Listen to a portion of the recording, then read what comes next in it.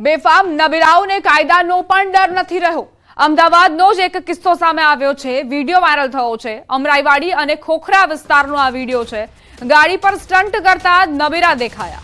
તેજેન્દ્ર લખેલી ગાડીઓનો કાફલો જે વિડીયોમાં પણ સ્પષ્ટપણે જોઈ શકાય છે। ગાડીની બારીમાંથી રૂફટોપ પરથી વિડીયો ઉતારવામાં આવ્યો। 4 રસ્તા પર ગાડીઓનો ખડકલો કરીને ટ્રાફિક જામ કર્યો। વિડીયો ક્યારે બનાવ્યો તે અંગે કોઈ જાણકારી નથી, પરંતુ ટ્રાફિક પોલીસે આ વિડીયો અંગે તપાસ શરૂ કરી છે।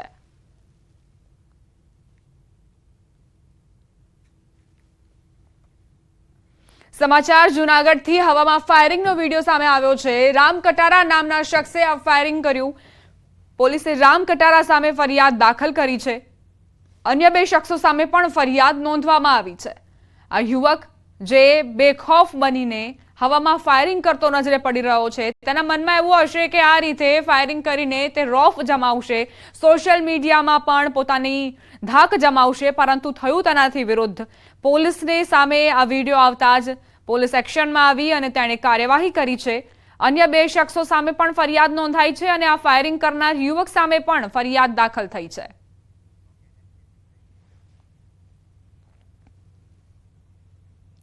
સાબરકાંઠામાં અંધશ્રદ્ધામાં 30 લાખનો ચૂનો લગાડાયો। હિંમતનગરના રાપુરની ઘટના, રાપુરનો ચોંકાવનારો બનાવ। દરેક વ્યક્તિ માટે લાલબત્તી સમાન કિસ્સો છે। દૈવી શક્તિનો પરચો બતાવવાનું કહી લાખો ખંખેરી દીધા। હાથી લઈને નીકળેલા કેટલાક ધૂતારાઓએ કળા કરી। ખેડૂત નિવૃત્ત બેંક કેશિયર સાથે બનાવ બન્યો। આરોપ છે કે દેવીનો પ્રકોપ બતાવીને માત્ર 15 દિવસમાં 30 લાખથી વધુની રકમ ખંખેરી લીધી હતી। જેમાં કેશાજી ચૌહાણ પરિવાર સાથે ઘરે જવા નીકળતા હાથરોલની આગળ હાથી લઈને ઊભા રહેલા કેટલાક ધૂતારાઓએ પહેલા ગાડી ઊભી રખાવી 100 રૂપિયા માંગ્યા, જે બાદ અંબાજી જવા માટે અને વ્યક્તિના દીવો કરવાના નામે 3000 રૂપિયા માંગ્યા હતા। એટલું જ નહીં, હવન કરવાના નામે 14.70 લાખ 2 વખત પડાવી લીધા હતા। આ મામલે પોલીસે એક આરોપીની મુદ્દામાલ સાથે અટકાયત કરી છે।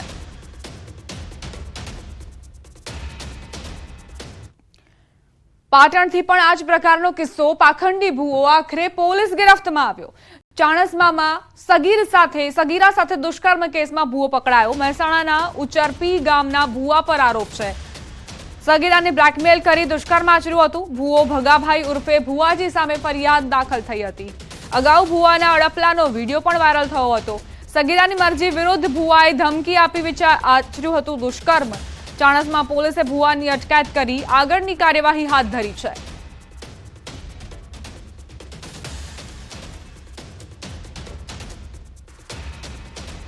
સુરત નર્મદ યુનિવર્સિટીની આગામી દિવસોમાં પરીક્ષા યોજાશે। પરીક્ષામાં ગેરરીતિ કરનાર વિદ્યાર્થીને દંડ કરવામાં આવશે।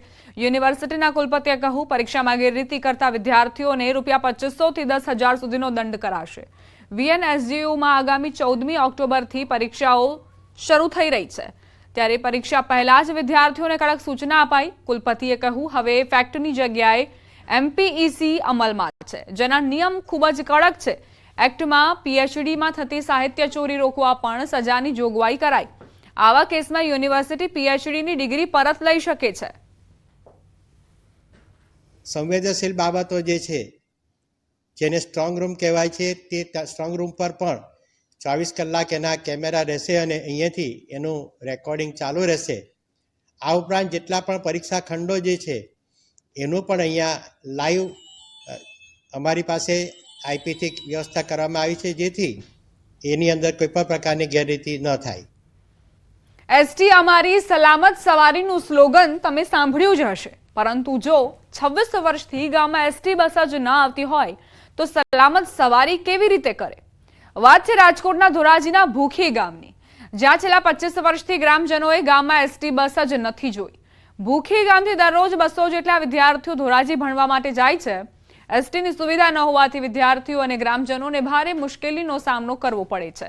વિદ્યાર્થીઓને ખાનગી વાહનોમાં વધુ ભાડું આપીને જવું પડી રહ્યું છે। ગ્રામજનોનું કહેવું છે કે 25 વર્ષથી ભૂખી ગામના લોકો ST બસની સુવિધાથી વંચિત છે। વિદ્યાર્થીઓને સ્કૂલે જવા માટે ભારે હાલાકી ભોગવવી પડે છે અને વૃદ્ધાઓને અથવા મહિલાઓને ગામ છેવાડે ગામ આવેલું છે, જેથી કરીને જવા આવવામાં ભારે મુશ્કેલી થાય છે। તો આશરે છેલ્લા 25 વર્ષથી ગામમાં એસટી બસ નથી આવતી, ખાસ કરી અને વિદ્યાર્થીઓ માટે, જેથી જેનું શિક્ષણ ન ખોરવાય એટલા માટે એસટી તંત્રને અમારી નમ્ર અપીલ છે કે બને ત્યાં સુધી એસટી બસ ગામમાં ભૂખી ગામની અંદર ચાલુ કરવા માટે અમે એસટી તંત્રને રિક્વેસ્ટ કરીએ છીએ. અમારી એવી માંગ છે કે અમારા ગામમાં એસટી સુવિધા નહીં આપો. અમારે ઘણા વખતથી ચાલીને જવું પડે છે જ્યારે અમારું પ્રાઇવેટ વાહન આવતું નથી, અને અમારે પ્રાઇવેટ વાહન બંધવેલાને પૈસા પણ આપવા પડે છે. તેથી અમારી એવી માંગ છે કે અમને એસટી બસની સુવિધા આપો તમે. હવે એવું નથી કે ગ્રામજનોએ રજૂઆત નથી કરી, અનેક રજૂઆતો કરી છે, પરંતુ એસટી વિભાગ દ્વારા સ્ટાફ ન હોવાનું અને ગામનો રૂટ આડકતરો હોવાનું કહી વાત ટાળી દેવાતી હોવાનો પણ ગ્રામજનોએ આરોપ મૂક્યો. વિદ્યાર્થીઓનું કહેવું છે કે ખાનગી વાહનોનો સારો લેવો પડે છે, જેમાં અકસ્માતનો ભય સતત સતાવે છે. વહેલી તકે એસટી બસ શરૂ કરાય તેવી માંગણી પણ તેમણે કરી. અમારા ગામમાંથી 200 વિદ્યાર્થીઓ ધોરાજી ભણવા જાય છે, અને અમારા ગામમાં બસ નથી હોવાથી અમારે ક્યારેક પ્રાઇવેટ વાહનમાં જઈએ છીએ ને અમે, તો ત્યાં રસ્તામાં ખોટવાઈ જાય તો અમારે છે ને બાયપાસ ચોકડીએ ને કેટલા વાહનો આવક જાવક થતા હોય તો એમાં અકસ્માતનો પણ કિસ્સો બની શકે છે. અમારા ગામમાં ઘણા સમયથી એસટી બસ આવતી નથી, એના કારણે અમારે વિદ્યાર્થીને જવા આવવામાં તકલીફ પડે છે અને મોટી ઉંમરના માણસોને મુસાફરી કરવામાં તકલીફ પડે છે. એના કારણે અમે એસટી તંત્રને એટલી જાણ કરીએ છીએ કે અમારા ગામમાં એસટી બસ ટાઈમસર આવે, જેથી વિદ્યાર્થીઓને ટાઈમે જવામાં. વર્ષથી નથી આવતી? અમારે 25 વર્ષથી એસટી બસ નથી આવતી. રજૂઆત 2-3 વખત કરી તો એ લોકો એમ કે છે કે અમારે સ્ટાફ ઓછો છે અને તમારો રૂટ અવરો પડે છે, એના કારણે તમારા ગામમાં બસ નથી આવતી. આ સમગ્ર મામલે ધોરાજી ડેપો મેનેજરનો જવાબ તો કંઈક અલગ જ હતો. તેમણે તો કહી દીધું કે આજ દિન સુધી અમને ગામના સરપંચ કે કોઈ ગ્રામજનો દ્વારા લેખિત કે મૌખિક રજૂઆત નથી મળી કે ભૂખી ગામમાં કોઈ બસની માંગણી પણ નથી કરાઈ. એટલું જ નહીં, ડેપો મેનેજરે કહ્યું કે લોકલ બસને ભૂખી ગામે સ્ટોપ આપેલા જ છે. આજ દિન સુધી મારી પાસે એ બસના સરપંચ દ્વારા કે કોઈ મારી પાસે બસની માંગણી કરવામાં કે ઓન પેપર કાગળ ઉપર કંઈ આપેલું નથી. ત્યારબાદ જે ભૂખી ગામ તમે કહો છો, તો ભૂખી જે ચોકડી છે, જે હાઈવે રોડથી 2 કિલોમીટર અંદર ભૂખી ગામ આવેલું છે, ત્યાં તમામ ગાડીઓ જાય છે અને સ્ટોપ આપેલા છે લોકલની તમામ ગાડીઓ. સરપંચ એવું કહે કે લેખિત ને મૌખિકમાં રજૂઆત કરી છતાં કોઈ જાતની કાર્યવાહી કરવામાં નહીં, આજ દિન સુધી મારી આગળ કોઈ લેખિતમાં કે મૌખિક રજૂઆત આવેલ નથી. સરપંચ આજ દિન સુધી. હવે સવાલ એ છે કે શું ગ્રામજનોને ખોટું બોલીને ખાનગી વાહનોમાં વધુ ભાડું આપીને જવાની મજા આવતી હશે, કે પછી ડેપો મેનેજર સફાઈથી ખોટું બોલી રહ્યા છે? શું લોકલ એસટી બસોને ગામમાં આવવાનું ભૂલી જવાય છે? ભૂખી ગામની વાત કરીએ, ભૂખી ગામના અંદરમાં છેલ્લા 25 વર્ષથી એસટી બસ નથી આવતી. આપણે સીધા દ્રશ્યો બતાવીશ કે ભૂખી બસ સ્ટેન્ડ નો ખાલી બોર્ડ માત્ર બોર્ડ મારવામાં આવે છે. છેલ્લા 25 વર્ષથી સરપંચ દ્વારા લેખિતમાં અને મૌખિકમાં રજૂઆત કરવા છતાં બસનું અત્યારે કોઈ જાતની કાર્યવાહી કરવામાં આવતી નથી. જે સ્કૂલના જે વિદ્યાર્થીઓ છે તે અન્ય વાહનમાં જતા હોય છે, તે જોખમી સવારી કરતા હોય છે. અનેક વાર રજૂઆત કરવા છતાં હજી સુધી એસટી બસ ત્યાં પહોંચી નથી.